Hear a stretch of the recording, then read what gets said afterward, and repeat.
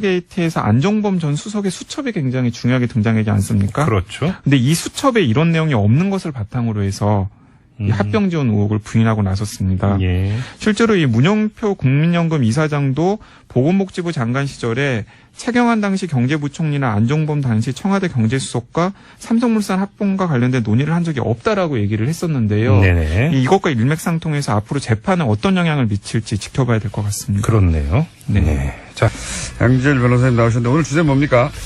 어제 이제 이재용 삼성전자 부회장에 관한 재판이 있었는데 뭐 재판은 계속되고 있는데 안종범 전 수석이 증인으로 출석을 했었죠. 네.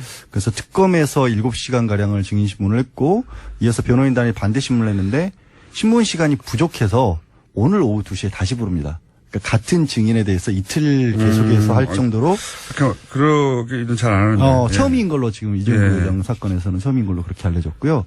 어제 뭐 법정이 그야말로 사우나가 됐었대요. 그러니까 사람이 너무 많이 몰려서 그러니까 지금 417호 대법정 하나 있는 거는 이제 전 대통령이 쓰고 있지 않습니까? 네. 그러니까 좀 밀려서 소법정에서 하고 있는데 계속해서 소법정. 네. 네. 에어컨 능력에 대한 지적입니까 지금? 아니 그건 아니고 그만큼 이제 세간의 관심사 뭐 삼성 관계자들 취재진들 많이 몰려가지고 소법정이면 50명도 채 안 들어갈 텐데. 그렇죠. 네. 그러니까 그럴만했죠.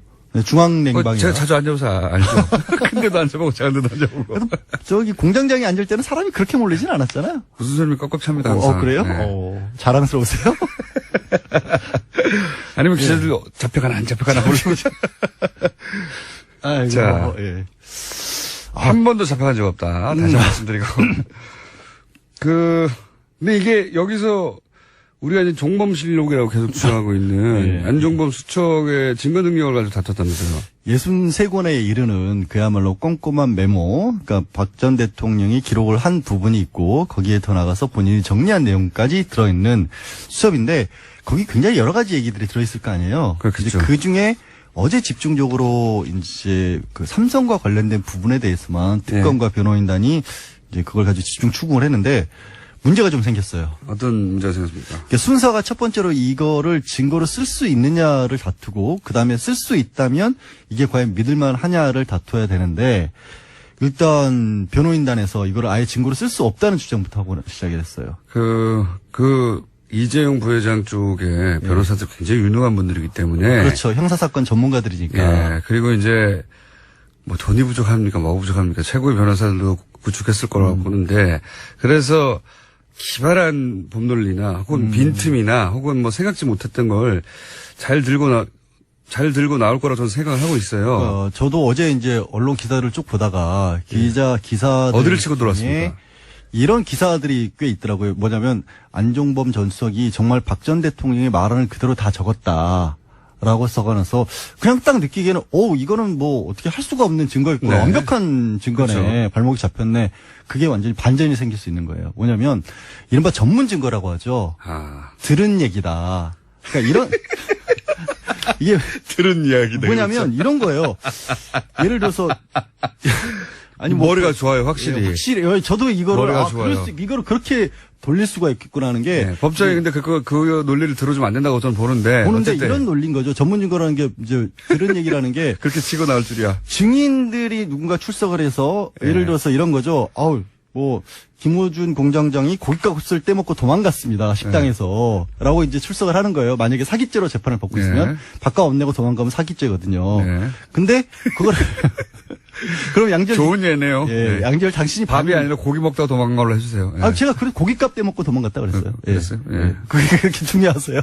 근데 그래서 이제 제가 예를 들어서 증인으로 나선 겁니다. 그랬더니 이제 판사가 물어보는 거죠. 양절 당신이 봤습니까? 직접 봤어? 전에 들었어. 그러니까 제가 본 건 아니고 그때 당시에 뭐 정모 PD랑 뭐 이모 작가가 그런 얘기를 했었어요. 이게 전문이라는 건 전에 들었다는 그렇죠. 얘기입니다. 제가 본 건 아니잖아요. 전문적 할 때 전문적이 아니라. 그러니까 그럼 이제 법원에서 판사가 그러는 거죠. 그러면 당신이 보지도 않은 얘기를 어떻게 얘기를 하냐. 그러면 그걸 봤다는 정모 PD랑 이모 작가를 불러라. 그래서 그 사람들도 맞습니다. 저희가 그걸 봤고 우리가 그거를 양지열 변호사에게 얘기를 했습니다라고 했을 때야 비로소 김호준 공장장이 고깃값을 떼먹고 달아났다는 증언이 성립을 할 수 있는 거거든요. 그래서 전문은 증거로 채택 전문 증거 배제인가요? 뭐 그런 거 있지 않습니까? 그런 것도 아세요? 진짜. 제가 법조인이에요, 제가 거의. 왜냐하면 저도 전에 들은 걸 가지고 얘기를 하거나 법정에 다투거나 하는 경우가 있기 때문에 하여튼 전에 들은 거는 법정률이 떨어져요. 원칙적으로 못 써요. 원칙적으로 네, 못 쓰고 쓰는데 반드시 본인이 나와서 얘기를 했는데 그럼 이걸 그대로 고수를 하면 그래?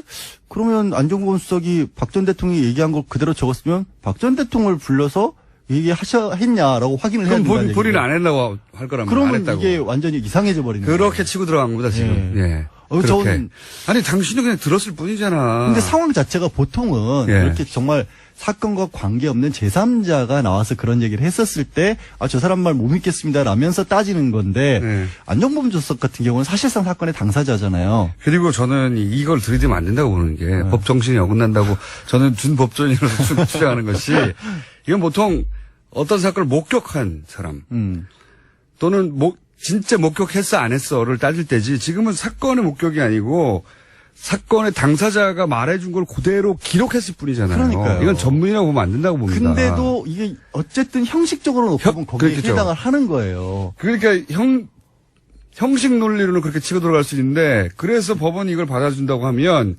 이게 하여튼 근데 가끔은 법리라는 게 이론을 만들어 놓고 거기에 실제 상황을 맞추다 보면 전혀 예상치 않은 상황에도 그 법이론이 들어맞아 드는 경우가 있는데 놓고 따지면 그런 거예요. 그래서 판사가 필요한 거 아닙니까? 그래서 이제 어쨌든 근데 특검에서는 주장을 하기를 얘기한 대로 안종범이라는 사람이 그냥 어디 가서 길 가다가 박 전 대통령이 막 얘기를 하는데 저런 얘기를 하네 하면서 적은 게 아니고 그렇죠. 그게 맞는 자기 얘기죠. 일하려고 열심히 받아 적은 건데 기록한 겁니다. 그걸 기록. 어떻게 그 전문 증거를 따지느냐라고 그렇죠. 맞습니다. 하고 있어요. 이제 판사는 오늘 증인신문까지 해본 다음에 정한다고 했어요. 말도 안 되는 소리라고 물론 뭐 판사는 어디까지나 결론을 최종적으로 내기 전까지는 중립적으로 그렇죠. 변호사의 법논리도 충분히 듣고 검사의 논리도 들어봐야 되죠.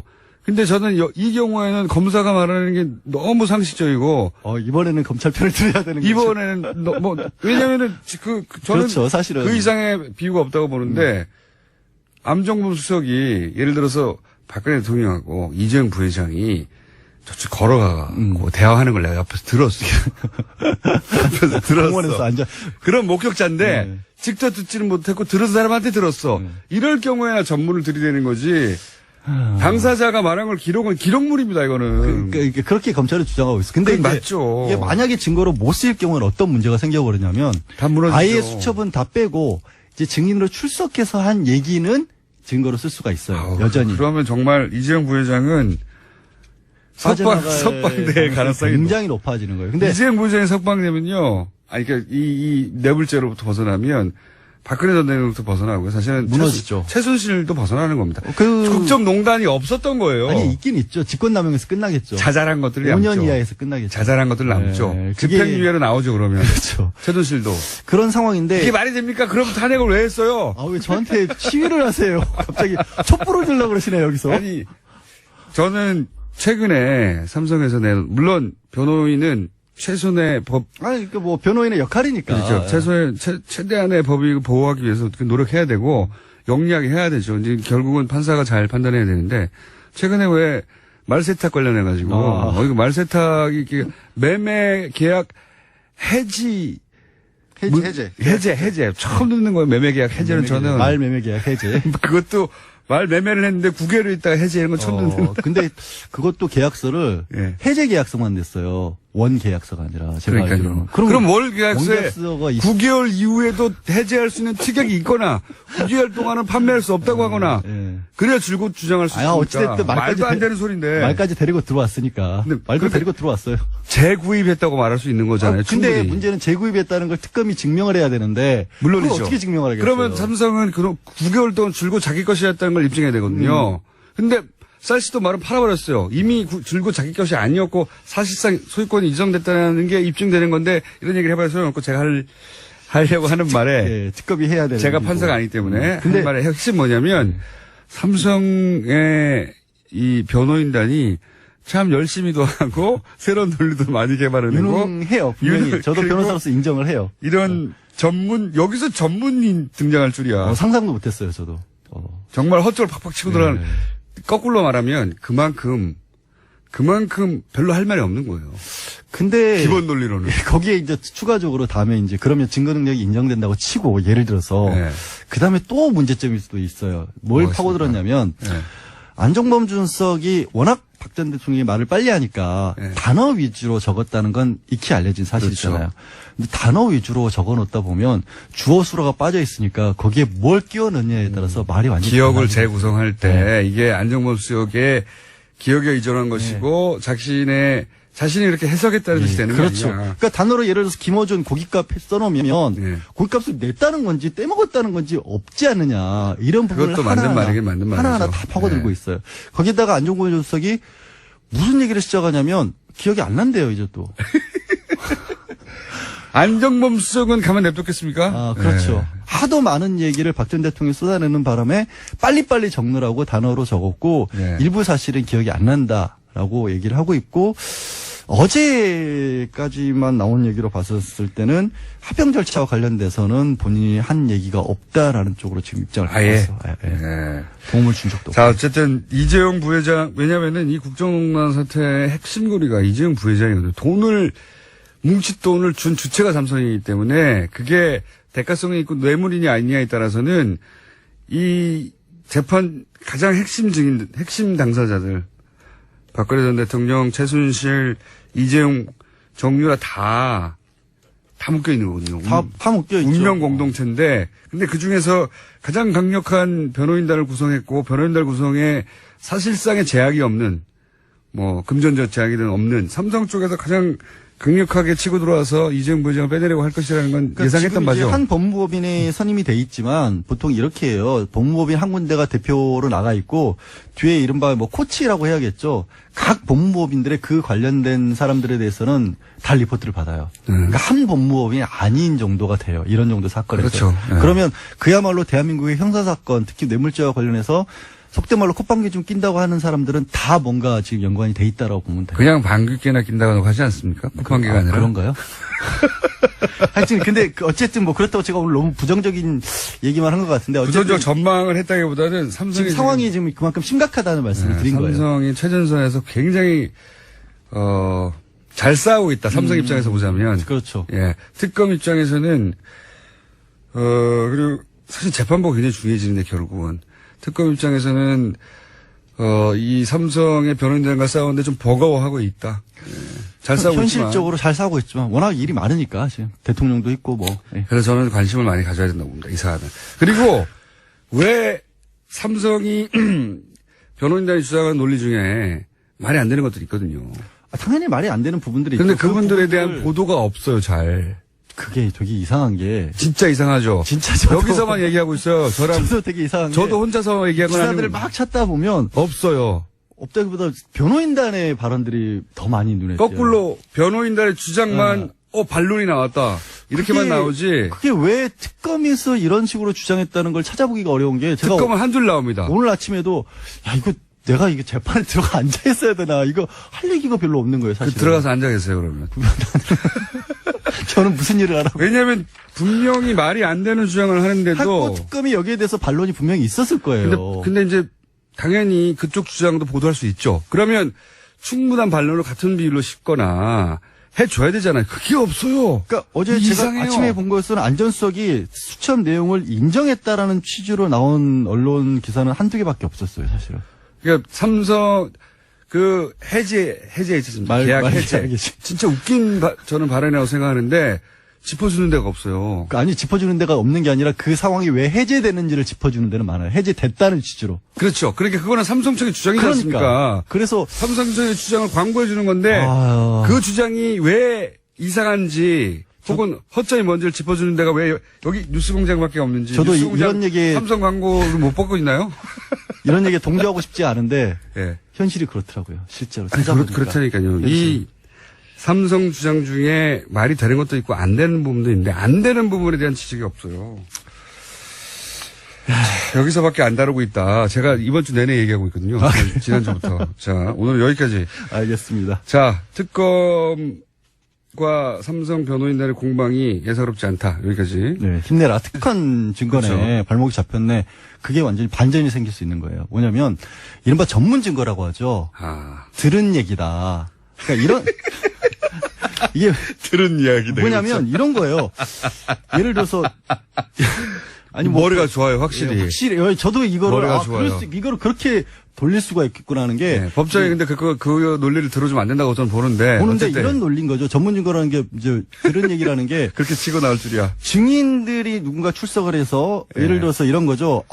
뭐 김호준 공장장이 고깃값을 떼먹고 도망갔습니다. 식당에서. 라고 이제 출석을 하는 거예요. 만약에 사기죄로 재판을 받고 있으면 밥값 안 내고 도망가면 사기죄거든요. 근데 그걸 그럼 양절 좋은 예네요. 예, 양절 당신이 밥이 아니라 고기 먹다가 도망간 걸로 해주세요. 2시에 다시 부릅니다.